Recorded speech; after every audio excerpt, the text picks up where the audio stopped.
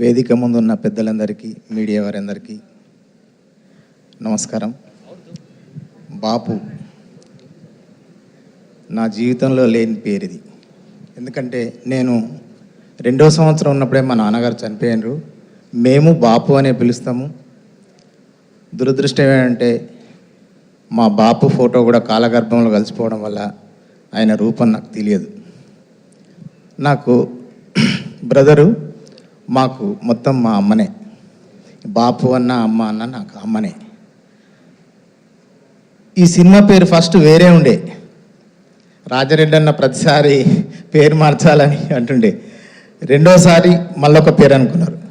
ఇది 3వసారికి ఫిక్స్ అయింది ఈ పేరు. ఈ సినిమాలో సుధాకర్ రెడ్డి గారిని ముసలోడా అని పిలవమన్నాడు దయాకర్ అన్న. అయితే ఎందుకో నాకు అట్లా పిలబుద్ధి కాక బాపు అని పిలుస్తాను నేను అన్న. నీ ఇష్టం అన్న, నువ్వు ఎట్లానే పిలువ అన్నాడు. అట్లా నేను బాపు అని చాలాసార్లు పిలిచిన. చివరికి సినిమా పేరే బాపు అయింది. అది నేను చాలా హ్యాపీగా ఫీల్ అవుతున్నా. ఈ సినిమాలో నాకు మంచి అంటే యాక్టర్గా అవకాశం ఇచ్చిన రాజిరెడ్డి అన్న, అన్ననే అంటే నాకు తమ్ముడే, అన్న దయాకర్ రెడ్డి ఇద్దరు మంచి అవకాశం ఇచ్చారు. అట్లాగే ఈ సినిమాకి నేను పబ్లిసిటీ డిజైనర్గా కూడా చేశాను. థ్యాంక్ యూ అన్న. నేను నా గురించి ఒక నిమిషం చెప్తాను. ఎందుకో చిన్నప్పటి నుంచే నాకు సినిమాలంటే పిచ్చి. చిరంజీవి గారి పోస్టర్లు చూసినప్పుడు ఏదో తెలియని తనంగా అదే సినిమాలో నటించాలనే పిచ్చితోని ఒకసారి 93లో వచ్చి హైదరాబాద్కి వచ్చి వెళ్ళిపోయాను.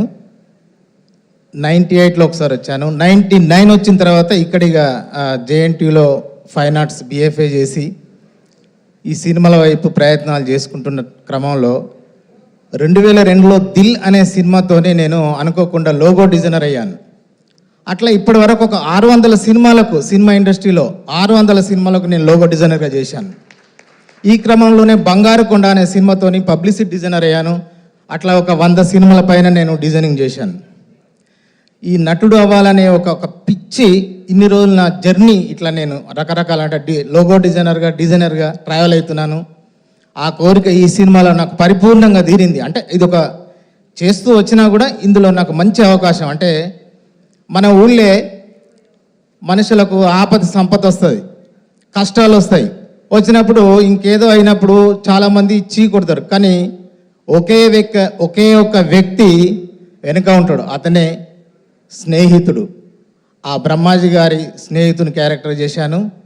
Thank you sir. మీ పక్కన చేసినందుకు నేను చాలా గర్వంగా, సంతోషంగా. మీ గులాబీ సినిమా చూసినప్పుడు మీ క్యారెక్టర్ సడన్లీ ఒక షాక్ ఇస్తుంది సినిమాలో. అది సినిమా చూసినప్పుడు బాగా థ్రిల్ అయినాం. హీరోకి ఎంత ఉంటుందో మీకు విలన్గా చేశారు అంతే ఉంటుంది. మీ పక్కన చేసినందుకు చాలా సంతోషంగా ఉంది. అట్లాగే మా రచ్చ కాకముందు నాకు తెలుసు, రచ్చ అయినాక ఇక ఎంత దూసుకెళ్తుండో. మా శ్యామన్న కూడా చాలా స్టార్టింగ్ స్టేజ్ నుంచే తెలుసు నాకు. ఇక మా వాసు అంటే నాకు జూనియరు, అంటే మాకు బాగా ఎక్కువ ర్యాప్ లేదు. మన ఇంకో బ్రదర్ ఉన్నాడు, లేదు ఇంకో అన్న శశి. మేము ఎక్కువ కాకపోయినా నేను హాస్టల్లో ఉండకపోవడం వల్ల నాకు ఎక్కువ తెలియదు. వాళ్ళు మాదంతా తర్వాత తెలిసింది మా జూనియర్స్ అని. ఇంత మంచి అవకాశం ఇచ్చిన టీంకి ధన్యవాదాలు.